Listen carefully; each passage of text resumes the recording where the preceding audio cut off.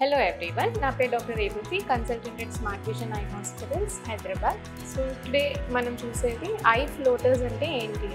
I floaters అంటే చాలామంది complaint చేస్తూ ఉంటారు, లైక్ కన్ను ముందు ఇలా చిన్న పురుగుల్లాగా దోమల్లాగా తిరుగుతూ ఉన్నాయని. ఇవి ఒక్కొక్కసారి సడన్గా పెరగచ్చు, లేదు ఎప్పటి నుంచో ఉండొచ్చు. ఎక్కువగా మనం వీళ్ళు ఏజ్ వైజ్ 65 పడిన వాళ్ళలో ఇవి చూస్తాము.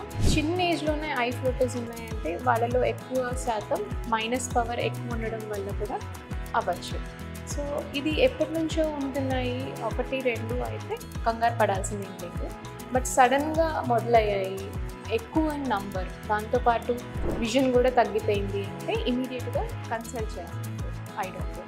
సో ఫ్లోటర్స్ ఎందుకు వస్తాయంటే మన ఐలో జెల్లీ లాంటి సబ్స్టెన్స్ ఉంటుంది, ఇది లిక్విఫై అవుతుంది ఏజ్ పెరిగింది. అవి క్లమ్స్లా అయ్యి మనకి అవి నీడలాగా కనిపిస్తూ ఉంటుంది మన ఫీల్డ్లో. మామూలుగా ఏజ్ వైజ్ వచ్చే వాటికి ట్రీట్మెంట్ ఏం లేదండి.